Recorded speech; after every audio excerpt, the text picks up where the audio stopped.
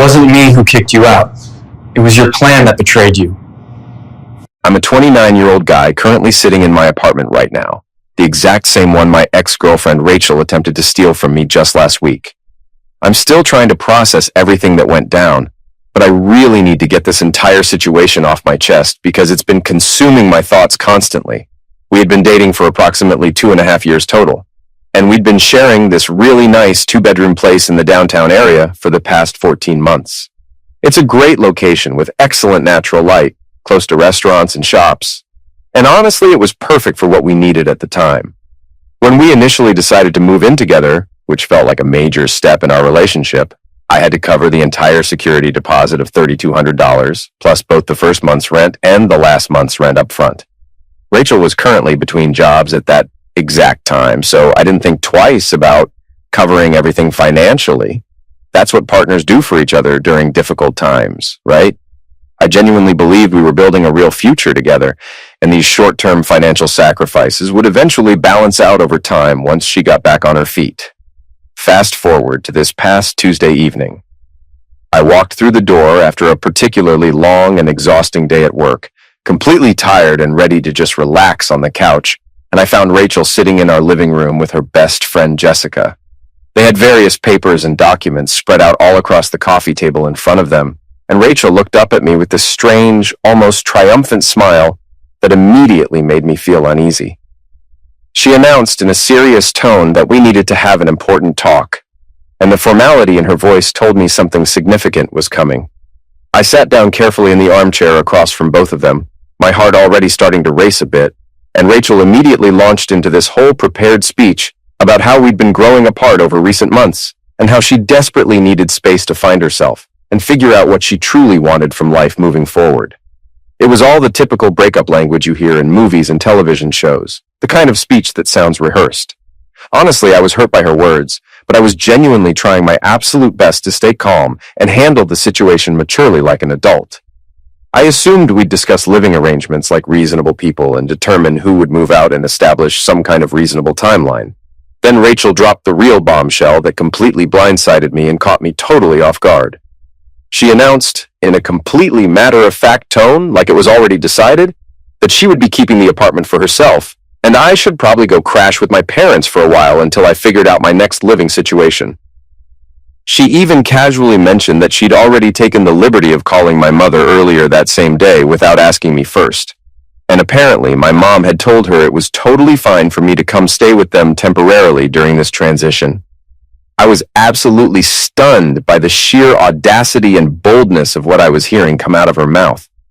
I actually laughed out loud right there in front of both of them, not because anything was remotely funny about the situation, but because I genuinely could not believe the words that were coming out of her mouth. It was one of those shocked laughs where your brain simply cannot process what's happening in real time. I looked directly at Rachel and asked if she was seriously telling me, with a straight face, that she planned on keeping the apartment that I had been personally paying for every single month this entire time we'd lived there. Every rent payment came directly from my bank account. Every utility bill had only my name printed on it. I handled absolutely everything. Rachel responded with this elaborate explanation that she had also been living in the apartment for over a year now, and she desperately needed stability during this difficult transitional period in her life. She specifically pointed out that I had family members nearby who could easily help me out during this challenging time, whereas she didn't have that same kind of support system available in this area at all. She was making it sound so completely reasonable and logical, as if she was actually the sufferer in this entire situation, and I was being unreasonable and selfish for even daring to question her logic. Jessica just sat there beside her, nodding along supportively, like everything Rachel was saying made perfect logical sense, and I was the bad guy here. Here's the critical thing that Rachel had absolutely no clue about whatsoever, and it was about to completely derail her entire carefully planned scheme. The landlord wasn't some random corporate property management company that we'd simply found on a rental listing website like most people do. It was actually my Uncle Richard, who personally owns several residential buildings scattered throughout the city.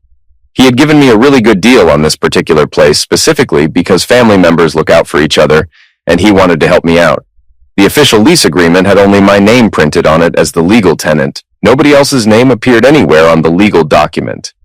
Rachel was never officially added as a legal tenant to the lease because when we first moved in together over a year ago, her credit score was absolutely terrible and disastrous from defaulting on multiple student loans several years earlier.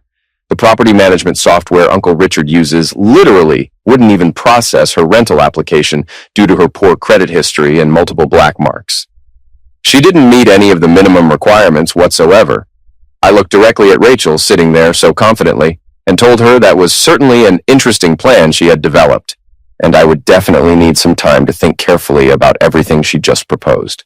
I stood up from my chair, walked directly to our bedroom, firmly closed the door behind me for privacy, and immediately pulled out my phone to call Uncle Richard. I explained the entire bizarre situation to him in complete detail, describing how Rachel had just calmly informed me that she was keeping the apartment and I needed to leave and find somewhere else to live. I told him about her calling my mother without my knowledge or permission and making living arrangements for my life as if I had absolutely no say in any of it whatsoever. Uncle Richard was, to put it extremely mildly, absolutely furious when I finished explaining what had just transpired in my living room. He told me he genuinely could not believe that she was actually attempting to kick me out of my own apartment, the one where only my name appeared on the legal lease agreement as the official tenant of record. He actually started laughing in pure disbelief and asked me if Rachel truly understood how rental properties and legal lease agreements actually work in the real world. He seemed genuinely amazed that anyone could possibly be that bold or that ignorant about basic tenant law and how leases function. I explained to Uncle Richard that Rachel had been physically living in the apartment with me for 14 months now, and she most likely assumed incorrectly that meant she had some kind of automatic tenant rights or legitimate legal claim to the property. Uncle Richard immediately and firmly shut down that assumption, explaining to me in very clear and direct terms that she wasn't on the lease and never had been at any point during our entire tenancy. Legally speaking, she had essentially just been my guest for the past year and change. Absolutely nothing more than that from a legal standpoint. She had zero legal standing whatsoever regarding the apartment or any claim to it. Uncle Richard told me he could have formal eviction papers drawn up and filed immediately if I wanted her removed from the premises, and he would personally make sure everything was done completely by the book and legally sound. However, I asked him to please give me exactly 24 hours to attempt handling this situation myself first, to see if I could possibly resolve things peacefully without immediately getting lawyers and courts involved in everything. He agreed to wait, but made it absolutely crystal clear that if Rachel gave me any trouble whatsoever or didn't cooperate, he would handle everything through proper legal channels immediately, and she would be forcibly removed without any further discussion.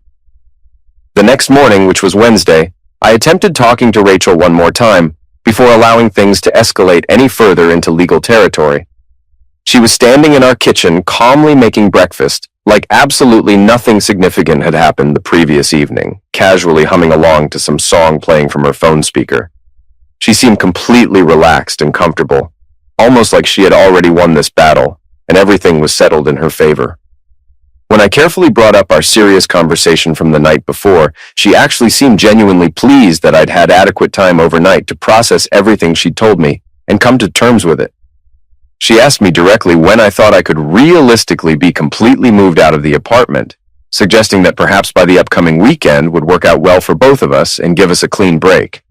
She explained that it would give me several days to pack up all my belongings properly and make proper arrangements with my parents for staying with them. The level of pure entitlement radiating from her was absolutely astronomical and breathtaking. She genuinely believed she had won this situation, and I was simply going to roll over and accept all her demands without any resistance whatsoever. I asked her very directly if she fully understood that only my name was on the official lease agreement for this apartment. She waved her hand at me dismissively, as if I was bringing up some minor technical detail that didn't really matter at all in the grand scheme of things. She confidently stated that we could obviously work all that out with the landlord later on, and she was absolutely certain they would be reasonable about transferring everything over to her name or adding her to the lease once I had vacated the premises. That's precisely when I told her that the landlord was actually my Uncle Richard. She completely froze in place with the spatula still clutched in her hand, halfway through flipping a pancake on the stove. Her face went pale, and she asked me to repeat exactly what I had just said, as if she couldn't have possibly heard me correctly the first time. I I explained very slowly and clearly that Uncle Richard personally owned the entire building, that only my name appeared on the lease agreement, and that she had been living here as nothing more than my guest for the past 14 months with no legal standing. Her facial expressions cycled through approximately 5 completely different emotions in roughly 3 seconds flat. Confusion, sudden realization, rising panic, anger, and then back to panic again. She stammered that it wasn't fair at all because she had been living here for over a year and had made this place her home and built her life here. I calmly pointed out that she had contributed exactly $0 toward monthly rent or the initial security deposit during the entire time we'd lived together. She tried arguing that she bought groceries regularly and had decorated the apartment nicely, making it feel like an actual home instead of just a rental. I corrected her faulty memory, explaining that she bought groceries perhaps once per month, if that, and she exclusively used the credit card I had given her that was specifically designated for emergencies only, not regular purchases. Regarding her decorating contributions, she had hung up some mass-produced pictures and cheap wall art purchased from discount home goods stores, all bought using that same emergency credit card that she had been constantly abusing for non-emergency purposes. That's when Rachel started crying, but these definitely weren't sad tears of heartbreak or grief. These were angry, frustrated tears of someone who had been caught red-handed and was watching their entire, carefully planned scheme fall apart right before their eyes. She accused me of being financially abusive and said I was manipulating her by controlling all the money and the living situation. She claimed I was showing my true colors, and this revealed who I really was underneath the nice guy facade I'd been maintaining. I decided right then and there that I was completely done trying to be diplomatic or nice about this entire situation.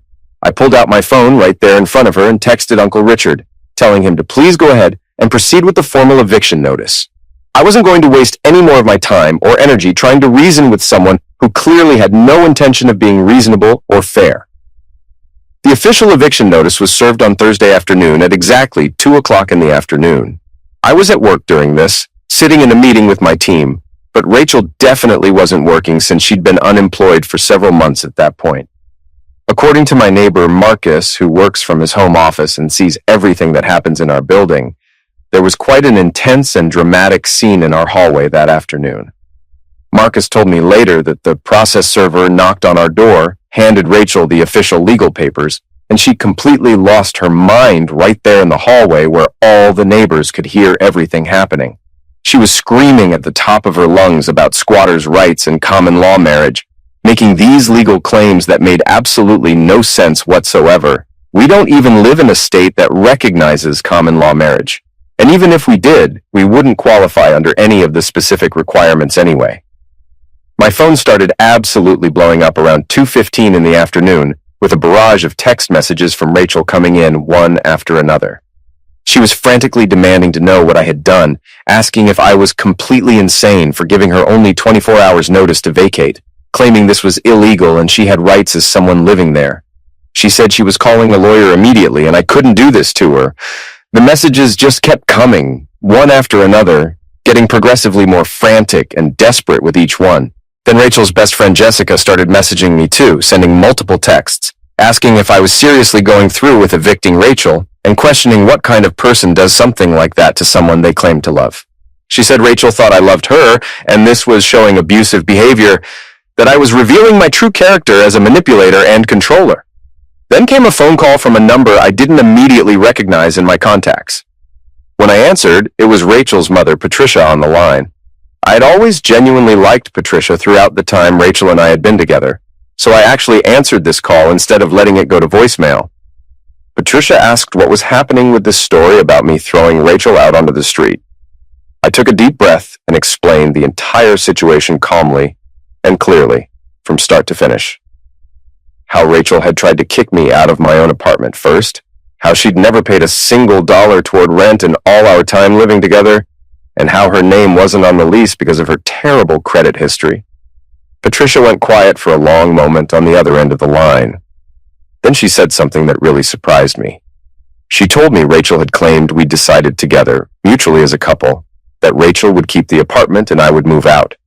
I firmly corrected that misunderstanding, explaining that no, Rachel decided that entirely on her own and simply informed me I could go live with my parents. There was no discussion or mutual agreement. Patricia paused again, then said that sounded exactly like something Rachel would do, and she'd actually done similar things before. Apparently in college, Rachel convinced her dorm roommate to move out temporarily during finals week, claiming she needed space to study, then changed the locks and kept the entire room to herself. The roommate had to get university administration involved to resolve it. Patricia said she honestly thought Rachel had matured and grown past that selfish behavior as she got older. She apologized and said she'd talk to Rachel about everything.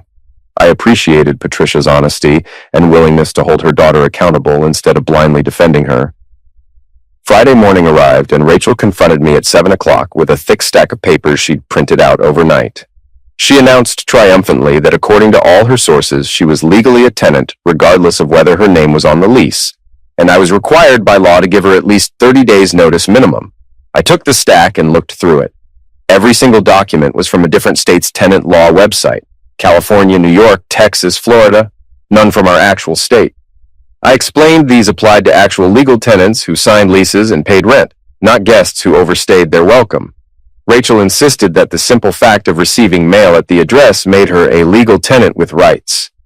I pointed out she only got mail here because she used my address without asking for permission first, and the magazines and subscription boxes ordered with my credit card didn't establish any form of legal tenancy. She switched tactics and threatened to call the police, saying confidently they'd side with her once they understood the situation. I calmly told her to go ahead and make that call since Uncle Richard had already prepared me for this exact possibility. She actually followed through and called them. 2 officers arrived at our door around 9 o'clock that morning. Rachel rushed to answer, tears already streaming down her face, telling them I was illegally evicting her and she lived here and had rights. The older cop, who looked like he'd dealt with this exact scenario many times before, asked if she was on the lease. She said no. He asked if she'd been paying rent. She admitted not technically, but tried to explain she contributed in other ways. He asked if the legal tenant had formally asked her to leave. She sobbed even harder, saying it wasn't fair and she had nowhere to go. The younger officer examined the eviction notice that had been served the previous day, confirming it was from a licensed attorney and had been properly served according to legal procedures. He told Rachel she needed to make arrangements to vacate the premises by 2 o'clock that afternoon, which was the deadline clearly stated in the notice. She asked desperately where she was supposed to go on such short notice with nowhere lined up. The older cop looked at me with something resembling sympathy and told Rachel plainly that figuring out her living arrangements wasn't my problem or responsibility. He told me that if Rachel wasn't completely moved out by the 2 o'clock deadline, I should call them back and they would return to enforce the eviction order. After the police officers left our apartment, Rachel's whole entitled attitude completely crumbled and was replaced by desperate, panicked bargaining. She asked if we could please talk about this like reasonable adults and work something out together. I reminded her that we'd already tried that approach when she told me to move back in with my parents. She claimed she'd been emotional in the moment and didn't actually mean it the way it sounded. I asked her to explain exactly how she did mean it then, and she couldn't come up with any answer whatsoever. She just stared at me with this helpless expression. By noon, she was frantically making phone calls trying to find somewhere, anywhere, to stay even temporarily. I overheard her on the phone with Jessica, asking why she didn't have room for her and pointing out that Jessica had an entire couch available. She was begging Jessica to let her crash, just for a few nights since this was an emergency situation. Then she started calling other friends from her social circle, and each conversation became progressively more desperate as person after person turned her down with various excuses. At 12:30, Rachel attempted one final manipulation tactic. She told me that if I went through with kicking her out, she would post everything on social media and tell everyone what kind of person I really was. She pulled out her phone and started typing up a draft post right in front of me, showing me the screen like it was some kind of threat. The draft said something about how she was about to be homeless because her ex-boyfriend was evil and cruel. I suggested she might want to add some context about how she tried to steal my apartment. She stared at her phone for a moment, then deleted the entire draft without saying another word. At exactly 1 o'clock in the afternoon, Uncle Richard showed up at the apartment with 2 professional movers he'd personally hired for this occasion. He told me he wanted everything handled professionally and by the book. Rachel's stuff honestly wasn't that much when you got down to it.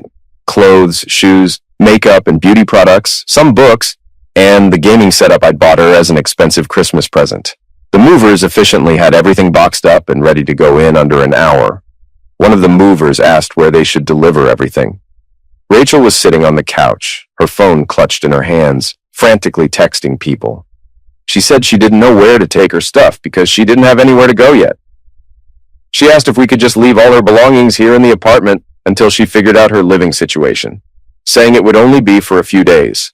Uncle Richard firmly said, absolutely not, and gave Rachel exactly 10 minutes to make a decision. He told her if she couldn't decide, we'd put everything into a paid storage unit, and she'd be responsible for monthly fees and retrieving it herself. She called Patricia, who told her she and Rachel's father were currently in Florida for the entire month and couldn't help. Patricia suggested Rachel call her cousin Rita, who lived about an hour outside the city. Rachel made the call, and Rita wasn't happy about the situation or the last-minute nature of it, but agreed to let Rachel stay with her for just a few days only. She made it very clear this was temporary, not permanent. As the movers were loading all of Rachel's belongings into their truck, she made one final attempt. She asked if I was really going to do this, if I was genuinely going to throw her out like she was nothing but trash. I explained I wasn't throwing her out like trash. I was simply enforcing the exact same boundaries she had tried to set first, that we needed to live separately. The only difference was she had automatically assumed she'd be the one keeping the apartment I paid for. Rachel argued that she was the one who had picked out this specific apartment in the first place and decorated it. I corrected that she picked it from a list of 3 options I could actually afford based on my salary, and she decorated using my credit card. Living somewhere rent-free doesn't make it yours. She grabbed her purse and headed for the door, then turned back saying I'd regret this and eventually beg her to come back. I said I'd miss who I thought she was, not who she actually was. The calls started that evening. First was Jessica calling to say Rachel was at Rita's place crying her eyes out, asking how I could live with myself. I replied pretty comfortably in my apartment that I pay for. Jessica called me heartless, saying Rachel loved me. I said she loved my wallet and free accommodation, and when it came time to break up, her first move was trying to steal my home. Jessica insisted she wasn't stealing, just thought she deserved it. I said she thought she could take advantage of me one more time, but thought wrong. Then came a call from an unknown number with Rachel's entire friend group on speaker, multiple voices talking over each other. They told me they all collectively thought I was disgusting for making a woman homeless. I pointed out she wasn't homeless, she was at her cousin's and only there because she tried to make me homeless first. They said it was different because I had support systems. I noted she apparently had support too since they were all so concerned. There was silence, then someone hung up. The best call came Saturday afternoon from Patricia apologizing for Rachel's behavior. She said she'd raised Rachel better than this, or thought she had. Rachel told Rita I was abusive and controlling, but Rita was smart enough to ask questions, and the story quickly fell apart. Rachel had already worn out her welcome at Rita's by demanding Rita's bedroom, because she claimed the couch hurt her back. Rita was driving her to Rachel's uncle's place the next day where he had a basement apartment available, but Rachel would need to actually pay rent. Patricia laughed bitterly, asking rhetorically what money Rachel would use since she hadn't worked in 6 months.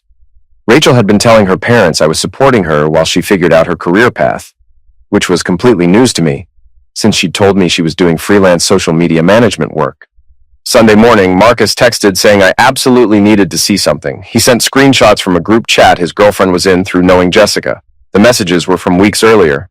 Rachel wrote that Operation Apartment was almost ready to execute. Someone asked if she really thought I'd just leave without fighting. She responded I was too nice to fight back. She'd cry and play sufferer, and I'd cave like always. Someone asked what if I didn't cave this time. Rachel said she'd threatened to ruin my reputation by claiming I was abusive. I'd give her the apartment to avoid the drama and social fallout. Someone responded calling the plan savage. Rachel said I'd been paying for everything anyway. Might as well get a few more months of free rent before she moved on to her next target. They asked what she meant by moving on. Rachel casually mentioned she was already talking to some guy named Tyler who owned a beach house. She just needed to secure my apartment first as a backup plan in case things with Tyler didn't work out. I sat there staring at my phone screen, reading and rereading those messages. The entire breakup and apartment theft had been calculated and planned out in advance. This wasn't some emotional decision made in the heat of the moment. This was deliberate and premeditated. Marcus texted again saying there was more, that his girlfriend just told him Rachel had actually been seeing Tyler for approximately 2 months already. 2 whole months while I was paying all our bills, buying her thoughtful gifts, and planning what I thought was our future together. I forwarded all the screenshots to Patricia immediately. Her response came back within seconds, saying she was calling Rachel right away, and this behavior was completely unacceptable. About an hour later, Rachel called from a blocked number, absolutely screaming that I'd ruined everything. Her mother saw those messages and was now cutting her off financially. Rita wouldn't talk to her anymore, and it was entirely my fault. I calmly stated that I had ruined her carefully planned scheme to steal my apartment while simultaneously cheating on me. She insisted she wasn't technically cheating because Tyler was just a friend who happened to own a beach house. I told her to stop lying because we both knew the truth now. She threatened to sue me for emotional distress and illegal eviction. I asked what exactly she'd sue for, making her face consequences of her own actions? Good luck finding a lawyer. She hung up. It's been exactly 1 week since Rachel was evicted. She's currently couch surfing between distant relatives who are quickly getting tired of her. According to Patricia, she's burned through 3 family members already by demanding special treatment, refusing to help with household chores, and not contributing anything financially. Tyler ghosted her the moment she became what he called too much drama. Apparently, he only wanted something casual and fun, not a homeless girlfriend with serious baggage. Her friend group is actively fracturing. Some still support her, but many others are starting to see the truth. Jessica actually reached out with a genuine apology, saying she had no idea about Tyler or any of the planning and scheming. She thought Rachel really loved me and was just confused. She apologized for attacking me. The apartment is completely peaceful now. I changed all the locks with Uncle Richard's permission, reorganized every room the way I actually like it, and bought a brand new couch because the old one had too many memories attached. Uncle Richard told me this wasn't the first time he'd seen this exact situation. He said entitled people always think they're smarter than everyone else and genuinely never expect to face real consequences. Patricia sent me one final text yesterday, thanking me for handling everything the way I did. She said Rachel desperately needs to learn she can't manipulate people. She's 27 years old, not 17, and it's well past time for her to grow up and take responsibility. She apologized that Rachel put me through all this. I'm not going to pretend I'm completely over everything. 2.5 years is significant time, and discovering it was essentially all a calculated game to her hurts deeply. But at least I found out now, before marriage or children made things infinitely more complicated. The ironic thing is that if Rachel had just asked to break up normally and given me reasonable time to figure out arrangements, I probably would have actually helped her find a place and maybe even helped with the deposit. But her pure entitlement, her assumption that she could simply take what was mine, and her calculated manipulation eliminated any sympathy I had. To anyone reading this, don't let people exploit your kindness. When someone shows you their true character, believe what you're seeing, and always keep important documents in your name only until you're married. Maybe even then. My apartment is wonderfully quiet now. My bank account is steadily recovering. My self-respect remains intact. And Rachel is finally learning that actions carry real consequences, even if it's a lesson she should have learned years ago. Marcus told me this morning that Rachel tried getting into our building yesterday. She told security through the intercom she'd forgotten her key. The door camera caught her having a complete meltdown when she realized her access fob had been permanently deactivated. Sometimes the most satisfying form of justice isn't some elaborate revenge scheme. Sometimes it's simply allowing someone to face the natural consequences of their own entitled behavior. I'm completely finished with this chapter and genuinely ready to move forward into whatever comes next.